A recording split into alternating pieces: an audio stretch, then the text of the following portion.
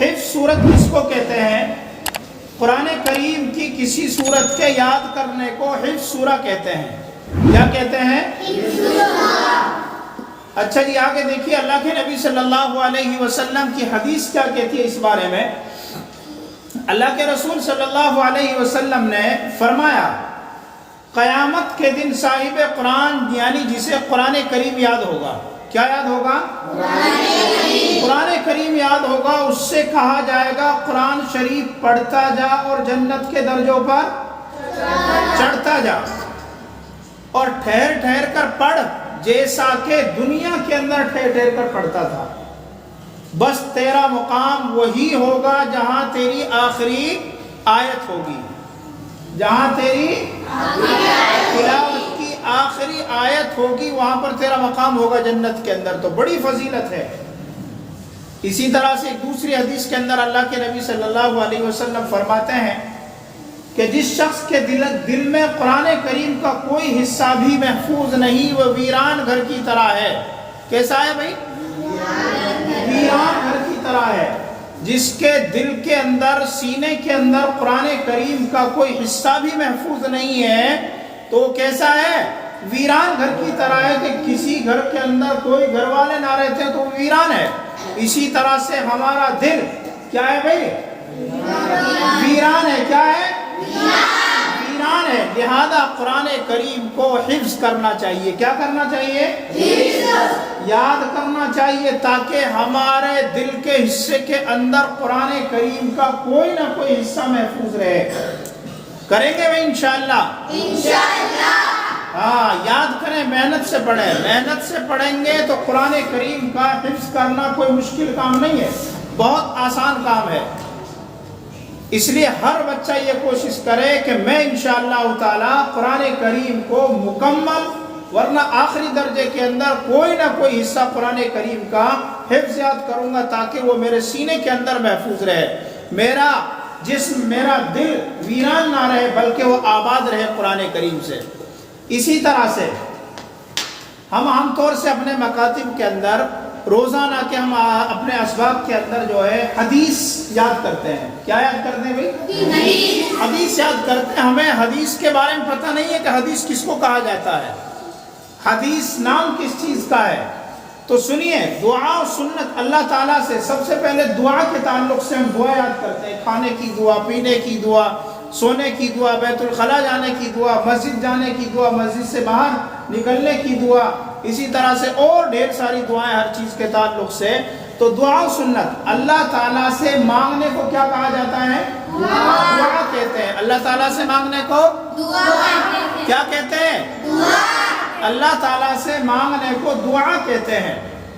اور ہمارے نبی صلی اللہ علیہ وسلم کے طریقے کو کیا کہا جاتا ہے؟ سنت کہتے ہیں۔ کیا کہتے ہیں بھائی؟ سنت کہتے ہیں۔ ایک حدیث کے اندر اللہ کے نبی صلی اللہ علیہ وسلم نے ارشاد فرمایا جس نے میری سنت زندہ کی اس نے مجھ سے محبت کی۔ کیا کیا؟ جس نے میری سنت کو زندہ کیا اس نے مجھ سے محبت کی، اللہ کے نبی نے۔ اور جس نے مجھ سے محبت کی وہ جنت میں کس کے ساتھ ہوگا؟ میرے ساتھ ہوگا، یعنی اللہ کے نبی صلی اللہ علیہ وسلم کے ساتھ میں ہوگا۔ اس لیے سنتوں کو زندہ کرنا تاکہ اللہ کے نبی صلی اللہ علیہ وسلم کے ساتھ میں ہم کہاں رہیں بھائی؟ جنت میں رہیں۔ آگے اللہ کے نبی فرماتے ہیں اللہ تعالیٰ کے یہاں وہی عمل مقبول ہے جو حضور صلی اللہ علیہ وسلم کے طریقے کے مطابق ہو۔ اللہ تعالیٰ کس عمل کو قبول کرتے ہیں؟ جو اللہ کے نبی صلی اللہ علیہ وسلم کے طریقے کے مطابق جو کام ہوگا اللہ تعالیٰ اس کو قبول فرماتے ہیں، اس کے مطابق ہوگا اسی کو اللہ تعالیٰ قبول فرماتے ہیں۔ لہذا حضور صلی اللہ علیہ وسلم کے طریقوں کو جاننا اور آپ صلی اللہ علیہ وسلم کی بتلائی ہوئی دعاؤں اور سنتوں کو سیکھنا نیز ان پر عمل کرنا امت کے ہر فرد کے لیے کیا ہے بھائی؟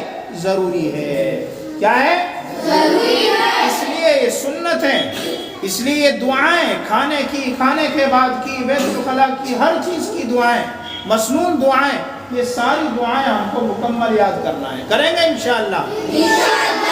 ان دعا اور سنتوں پر عمل کرنے سے آخرت کا ثواب اور کامیابی ملنا یقینی بات ہے، ساتھ ہی دنیا میں بھی عزت ملتی ہے۔ جو بندہ سنتوں کے مطابق اپنی زندگی کو گزارتا ہے، اللہ تعالیٰ دنیا میں بھی اس کو عزت دیتے ہیں، اور مصیبتوں اور آفتوں سے حفاظت ہوتی ہے، سکھ اور چین نصیب ہوتا ہے۔ اس لیے دعاؤں کا خاص اہتمام کرنا، کوئی بھی کام ہم کرنے جا رہے ہیں تو کیا کرنا؟ دعا پڑھنا، اس کام کی دعا کرنا۔ مسجد کے اندر آ رہے، مسجد کی دعا پڑھیے، مسجد میں داخل ہونے کی دعا پڑھیے، مسجد کے اندر آنے کی جو سنتیں ہیں ان سنتوں کے مطابق مسجد میں داخل ہوئیے، اللہ رب العزت بے انتہا اجر و انعام دیں گے۔ اسی طرح سے دوسرے نمبر پر اس کے آگے میں حدیث یاد کرتے ہیں، روزانہ کرتے ہیں بھائی حدیثیں۔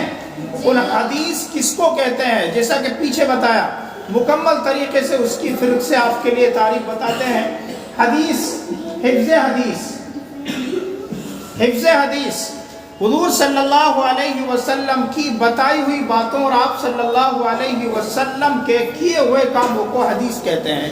کیا کہتے ہیں؟ حدیث کہتے ہیں۔ اور حدیث کے یاد کرنے کو حفظ حدیث کہتے ہیں۔ کیا کہتے ہیں؟